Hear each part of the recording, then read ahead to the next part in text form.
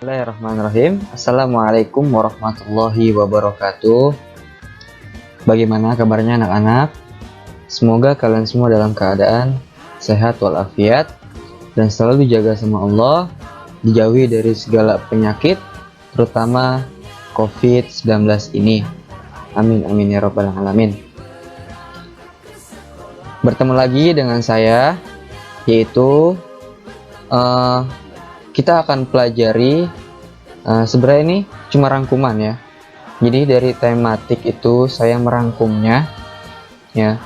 Saya merangkum dan ini baru pelajaran IPA ya, subtema 1, tema 1. Baik. Subtema 1 tumbuhan sahabatku. Kemudian rangkuman subtema 1 IPA KD 3.3 dan 4.3. Materi IPA KD 3.3 dan 4.3 yaitu perkembangbiakan tanaman ya. Kalau kita pelajari di pelajaran tema itu memang kita tentang perkembangbiakan tanaman ya. Perkembangbiakan pada tumbuhan ada dua, yaitu satu, perkembangbiakan melalui proses perkawinan atau generatif, dan yang kedua yaitu perkembangbiakan tanpa melalui proses perkawinan atau yang disebut vegetatif ya. Jangan sampai salah, jangan sampai ketuker ya, jangan sampai terbalik. Jadi perkembangbiakan pada tanaman, pada tumbuhan itu ada dua. Yang pertama apa? Vegetatif dan generatif. Apa itu generatif? Generatif itu adalah perkembangbiakan melalui proses perkawinan. Dan apa itu vegetatif? Vegetatif itu adalah perkembangbiakan tanpa melalui proses perkawinan. Ya. Jadi harus paham ya, harus mengerti. Kemudian selanjutnya 1. Perkembangbiakan secara generatif ya. Berarti melalui proses perkawinan pada tumbuhan. Nah, yang pertama, perkembangbiakan secara generatif atau kawin dilakukan melalui proses penyerbukan dan pembuahan. Kemudian perkembangbiakan generatif pada tumbuhan diawali dengan penyerbukan, yaitu melekatnya atau jatuhnya serbuk sari ke kepala putik. Kemudian setelah terjadi penyerbukan pada serbuk sari, tumbuh buluh serbuk sari yang menuju ruang bakal biji. Kemudian sel kelamin jantan atau spermatozoid masuk ke ruang bakal biji melalui buluh serbuk sari. Yang keempat, di dalam ruang bakal biji terjadi pembuahan, yaitu peleburan sel kelamin atau spermatozoid dengan kelamin betina atau sel telur. Terakhir, hasil dari pembuahan adalah zigot. Zigot berkembang menjadi lembaga, bakal biji berkembang menjadi biji, dan bakal buah berkembang menjadi daging buah. Lembaga yang berada di dalam biji merupakan calon tumbuhan baru. Nah, berdasarkan kelengkapannya, bunga dapat dibedakan menjadi dua, ya, yaitu bunga lengkap. Ya, bunga lengkap adalah bunga yang memiliki bagian-bagian bunga lengkap seperti tangkai bunga, kelopak bunga, mahkota bunga, benang sari, dan juga putik.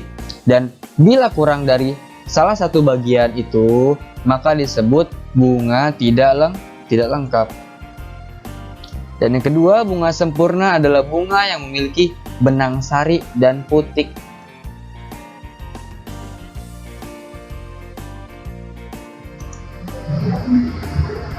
Nah, bunga sepatu adalah contoh bunga sempurna. Bunga ini berkembang biak secara generatif. Ya, apa tadi generatif? Generatif adalah perkembangbiakan melalui proses perkawinan. Perhatikan bagian-bagian pada bunga sepatu berikut. Ya, ini ada contoh ya. Ini ada contoh.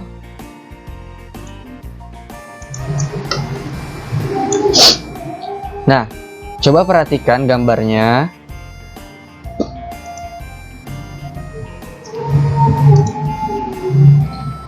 Pada bagian atas ada mahkota. Ya. Ada mahkota. Ini namanya mahkota. Nah, kemudian di bawah mahkota ada kepala sari nih. Yang mungil nih, kepala sari paling atas. Ya, ini namanya kepala sari. Nah, kemudian di bawah kepala sari ada benang sari ya. Nih benangnya nih di bawah kepala sarinya.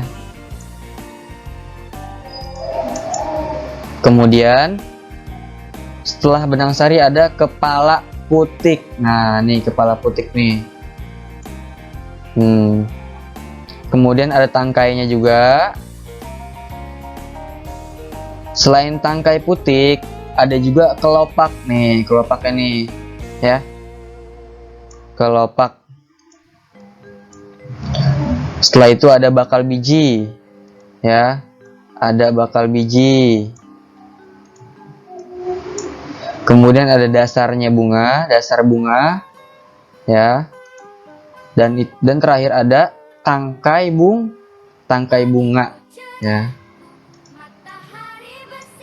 Dan ini adalah bunga sepatu atau bunga yang sempurna. Dan bunga sepatu ini adalah berkembang biak secara generatif.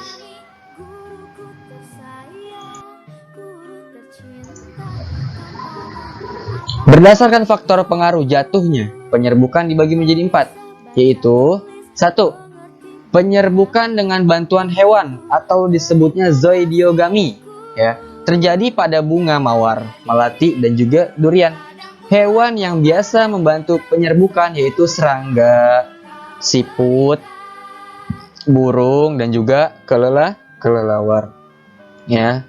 Jadi, penyerbukan yang dibantu oleh hewan atau zoidiogami itu biasanya seperti bunga mawar, bunga melati, dan juga bunga durian. Ya, kalian juga pasti sering ngelihat seperti ada hewan yang nemplok ya, apa sih? Ya, pada tumbuhan. Nah, serangga, siput, burung, kelelawar. Jadi prosesnya itu melalui penyerbukan yang dibantu oleh hewan atau zoidiogami. Ya. Kemudian yang kedua, penyerbukan dengan bantuan angin atau anemogami terjadi pada padi, jagung, gandum, dan juga rerumputan. Yang ketiga, penyerbukan dengan bantuan manusia atau antropogami terjadi pada tanaman vanili.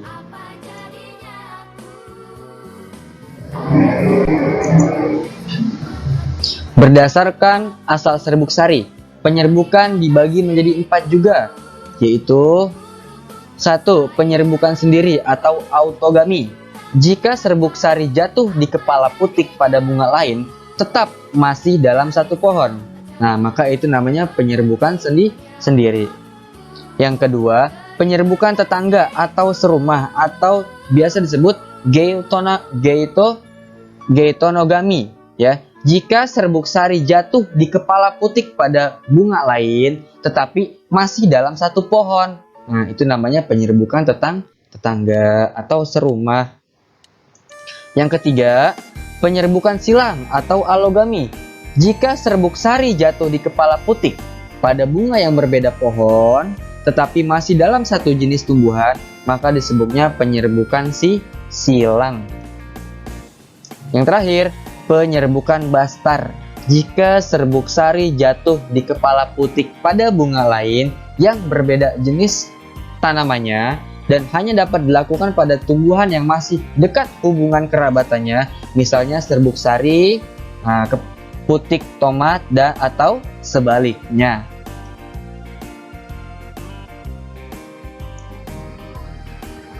Dua, perkembangbiakan secara vegetatif.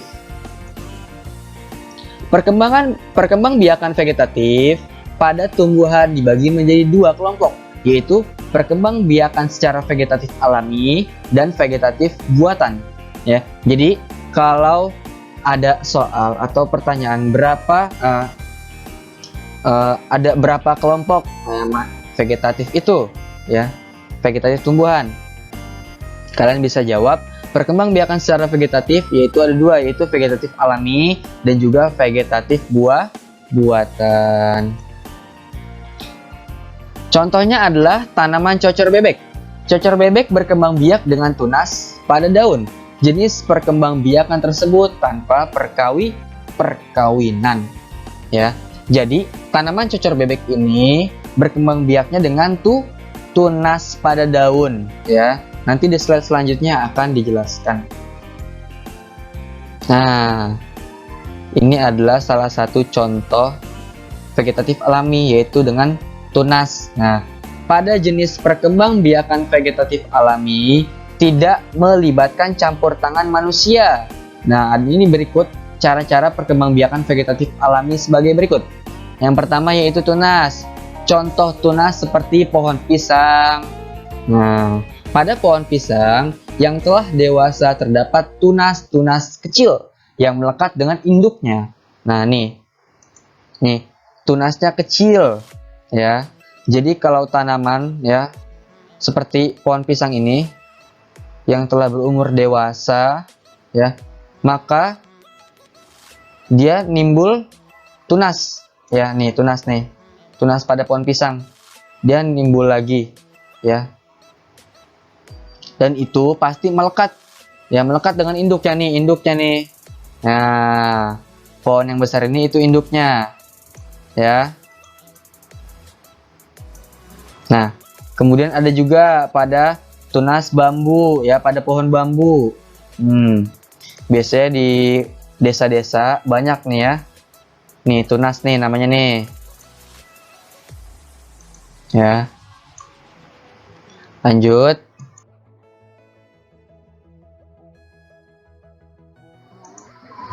Nah, selain tunas, ya, ada juga umbi batang, ya, termasuk vegetatif alami bukan buatan. Nah, umbi batang adalah batang yang tumbuh di dalam tanah. Biasanya digunakan untuk menyimpan cadangan makanan.